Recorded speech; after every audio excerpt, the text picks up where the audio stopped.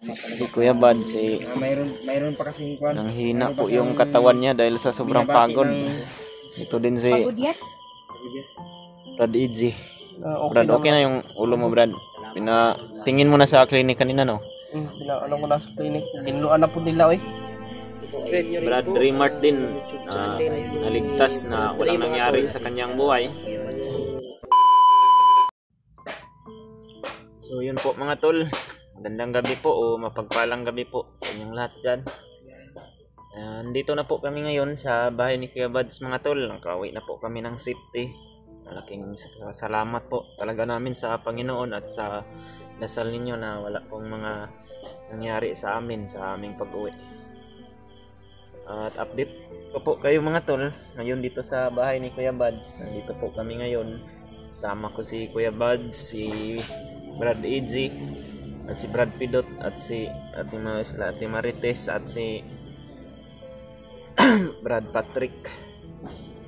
So ngayon mga tol, dito po tayo nagpapahinga, nagpapalakas po ng katawan dahil sa ilang araw din na lagi kaming naglalakad doon sa bundok para makauwi at sobrang pagod po talaga ng aming mga katawan ngayon mga tol.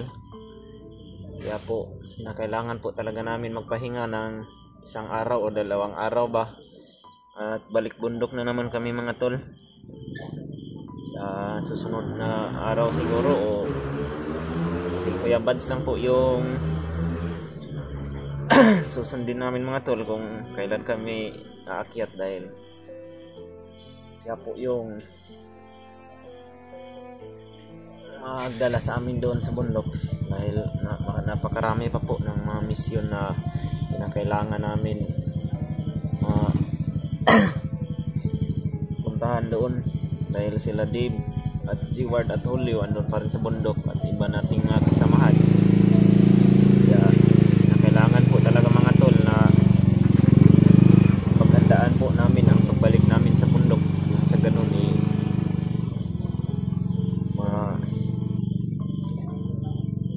ligtas po namin yung mga nangangailangan po ng tulong kagaya po ng aking pamilya.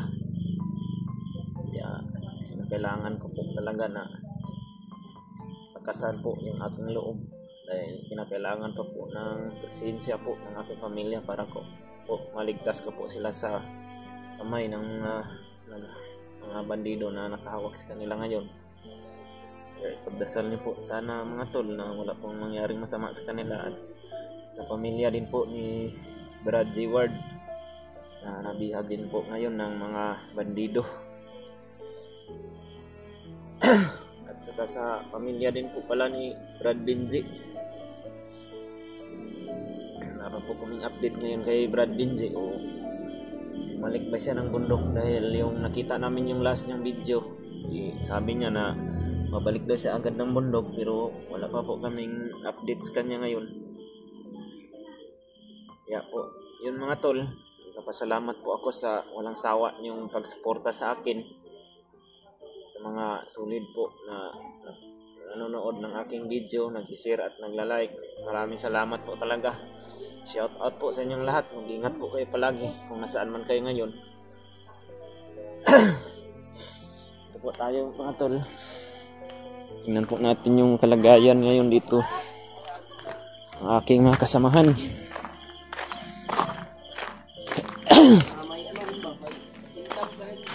Dito din sila ngayon. Nag-video din para mayroon ding upload sa kanilang YouTube channel. Ito po si Brad Patrick mga tol.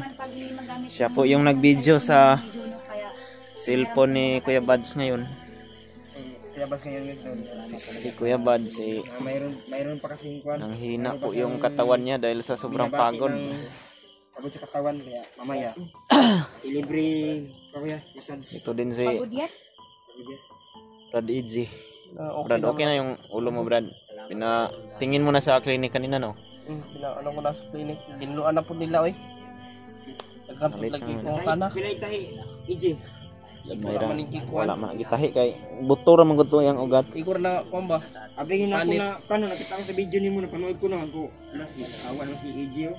Dito din po si Commander, balik na naman siya. Brad Pidot mga tol. Sana matulungan. Buti nga na matulungan kanila. Pugi na po si Brad Pidot ngayon. Dito si Dahil bagong gupit si Brad Pidot to. Patrick, kapagupit niya rin ako. Masyado ako nag-alas sa mo, EG ba? Bagong gupit ka ba, Pidot? Oo, nagsama kami ni Brad Pidot kanina ng pagupit. Ngayon ko lang napansin yung buhok mo ba? Ang gwapo mo pala. Gwapo, si Brad Pidot yun. Guwapo yan. Team Pugi talaga Ayun, yan. nagising na si Kuya Bads. Patay tayo niyan. Huwag kayong Kasama ko ni Si Kuya Bads na hirap, baka mapahiya tayo sa mga Hindi naman yan. Hindi naman sinabi yan. nyo na Hindi naman tayo Si mapapahiya. Kuya Raymond mga tol. siguro May prueba naman na gwapo ka. Dito nakasama ngayon. Hindi naman tayo bulag ba? para ma-feel yung mga team Pugi. Relax din yun. Magsama-sama naman. Di ba? Alam mga tol. Brad Ray? Kailan tayo ano? Magsama-sama rin ang mga team Pugi. balang araw, Brad. Sa susunod na araw siguro, Alay tayo kayo. bukas po mga tol. Pupunta po kami kay Lolo Ambo dahil mag-alay po kami doon. Magpapasalamat po kami na nakauwi kami ng ligtas at nakauwi po si Yung dapat talaga. Brad EG. Salamat talaga kayo. Salamat sa inyong ano mga tol. Dahil ligtas po si EG na nakabalik dito sa Patag at nawala na yung hypnotize sa kanyang katawan. Solid supporter ko dyan sa mga solid subscriber ko. Kaya si Brad Raymart din naligtas na walang nangyari sa kanyang buhay. Kaya bukas po pupunta po kami kay Lolo Ambo. Solid. Naalay po kami. Nagbili na po si Kuya Bads kanina ng kambing. Para dalhin po namin yun sa yung YouTube channel ni Brad kay Pidot. Lolo Ambo. Rizzy Marites. Si Marites na YouTube channel. Para malaman nyo din po mga tol, si Ate Marites sa ngayon yung channel niya, Marites. Oo. si Pidot na po yung magpapatuloy na mag-upload sa kanyang channel. Busy ako. Kasi busy din si Ate Marites. Magpapaino lang po tayo mga kamarites. Dahil Soon si- sa isang review center mga kamarites kasi maglalat review po ako. So, i-turn over ko muna kay Pidot yung channel ko. Para hindi ma-demonetize. Tama ba yun? Oh, Hindi din po. hindi kasi ma-uploadan yan. Hindi monetize yan. Bawal yung ads. Kapag hindi uploadan, di ba? Busy na po kasi si Ate Marites kaya si Pidot na lang yung papadala niya sa cellphone niya. Sa mga solid na supporters dyan ni Kuya Buds Adventure, ni John Ray Adventure app, paki-support na lang ng YouTube channel ko mga kamarites kasi si Pidot na po yung mag-video, mag-upload. Pero yung pangalan Brad, ganun din, Chrissy Marites pa rin. Wag mo na lang yung Nakatak na yan sa mga palitan. supporter. Rizzy Marites. Oo. at least nakilala nila ako. Nakilala naman ako ng Oo. supporters. Okay lang yan. Marami ding makuan yan. Sabi ni Brad Pidot, nahiya daw siya daw. Bakit? Ewan ko. Nahiya daw siya. Kapalan mo yung mga Pidot. Kaya kasi Nahiya daw maraming siya ano daw. ba, maraming tumitingin ba? Ah! Nahiya ako sa kanila ba? Ah! Ikaw mahiya. Ipakita mo yung kagwapuhan mo. Mag-practice ka na ngayon. Mag-reveal ka na, Pidot. Para makita sa mga people yung Soon. Kagapuhan mo. Soon. kan ba? Darating din tayo Malit na lang yung nakatabon ilong at baba na lang. Meron pang dagdag sa mga Soon rin. Excited Pugi. na yung mga supporter. Darating din tayo dyan. Sa tamang Baka- panahon. Oo. Baka Bibigay sa bukas. atin niya. Siguro bukas, Brad. Is-reveal ka na bukas. Bukas. O bukas, baka magsanay Bukas ngayon at magpakailanman. Wala na si Patrick. Alasan na ni si Patrick. Hindi mo na ako Iniisip, magbuwan. iniisip ko Ito si Patrick. Ang sabi ni Kuya Bads sa akin, maligi sa ating Pugi, ako daw. Wala naman kay Yan naman yung mabubunot kasi Siya yung foundation. dito lang ako sa bahay. Kinakailangan din kasi na mayroon din dito sa bahay.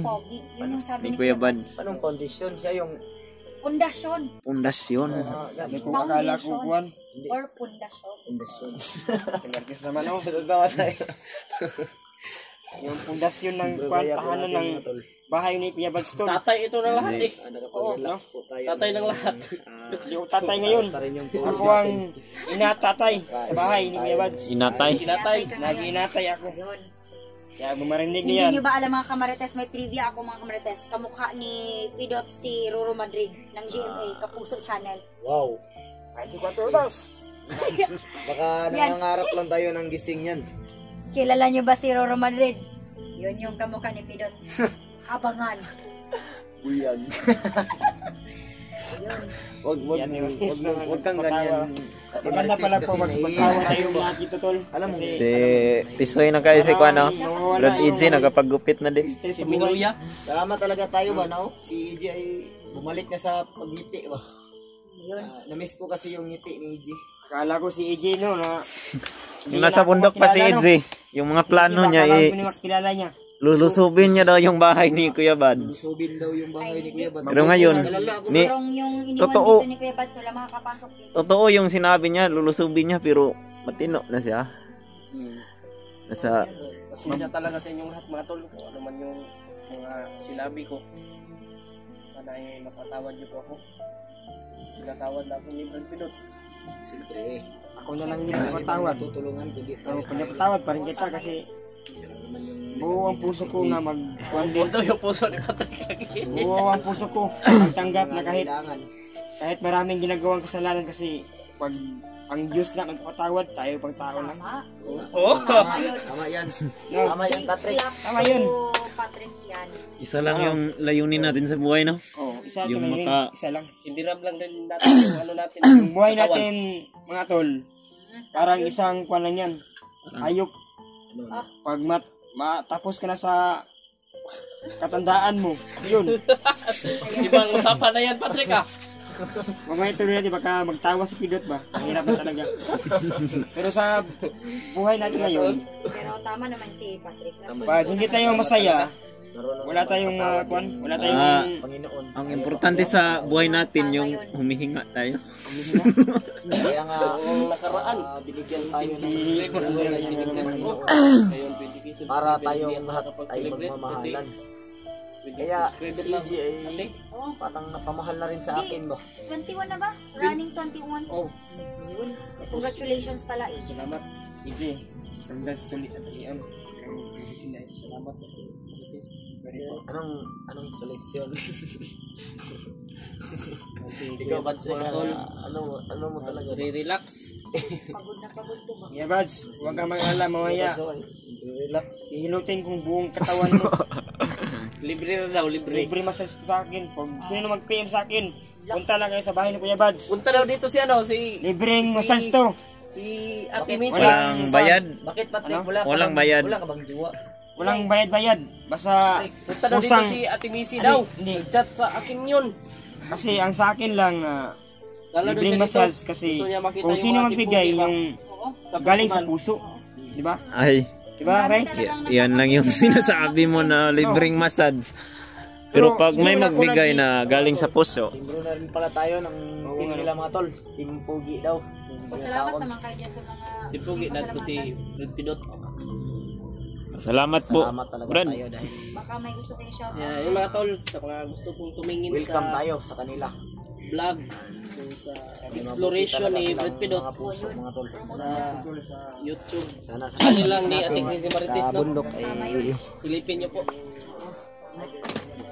Kasi doon po siya mag-upload mga tol. Brad Pidot. Ibibigay na po ni Ate Marites yung mga kahilingan niyo mga tol na makapag-vlog din si Pidot. Buti na lang. Dahil nasa comment lagi nila Brad na gusto din nila makita si Pidot na mag-vlog. Tagal-tagal din yung hinawakan ni Quincy Marites sa channel na yun. 3 years siguro. Suportahan po natin si Brad Pidot mga tol. Abangan niyo po yung mga video na gagawin niya sa pagbalik namin sa bundok. At sa kay Ate Chrissy Marites nyo lang po yun makikita dahil hindi po nila papalitan yung pangalan at yun po yung ipagpatuloy nila na pangalan kahit si Pidot na po yung nagdadala. Kaya abangan nyo po yun mga tol. Lagi nyo po kaming suportahan sa bawat pag-akyat namin sa bundok na sana ipagdasal nyo po kami na walang masamang mangyari sa amin at matapos po yung mga misyon na pinagawa sa amin ni Lolo Ambo. At bukas pupunta kami doon at malalaman namin kung ano po yung mga pagbabago doon sa bundok dahil makakausap po siguro namin bukas kung makita man namin o magpakita man dahil kasama po namin si Brad Rimart at si Kuya Bads at mag-aalay po kami kay Lolo Ambo para pa sa pagpapasalamat po na nakauwi kami ng ligtas at walang masamang nangyari sa amin ngunit madami pa pong mga misyon na kailangan namin na magawa dahil hindi pa po namin nagawa lahat ng mga misyon na pinapagawa niya dahil inuna po namin si EJ na makababa para makapag-relax din po at mawala yung stress sa kanyang isipan at maliwanagan din po ang kanyang mga kaibigan dito at yung kanyang girlfriend na naiwan dito sa Patag. Yun po mga tol, maraming salamat po talaga sa inyong walang sawang pagsuporta sa amin sa Team Pogi at sa iba po namin mga kasamahan dyan na nasa bundok pa rin ngayon. Sana po suportahan niyo po sila palagi. At dito po si Kuya Bads mga tol, natutulog pa po dahil yung katawan niya parang nanghina po dahil sa ilang araw po na paglalakad namin doon sa bundok. Marami din po kaming mga kalaban na nadaanan. Si Kuya Bads po yung agresibo sa lahat po ng aming gira na nadadaanan dahil siya po yung may matagal na po experience sa pakikipaglaban sa bundok. Hindi niya po talaga kami pinapabayaan hanggat nakauwi kami dito. Hindi niya po kami iniiwan sa anumang laban na kailangan na magsama daw, sabi niya, kaming lahat sa pangbaba. At sa pag-akyat din po mga tol, abangan niyo po ang mga video na aming i-upload. Maraming salamat po talaga sa inyo mga tol. Ulitin ko, magandang gabi po sa inyong lahat at sana po nasa maayos po kayong kalagayan ngayon. God bless you po at magandang gabi po sa lahat.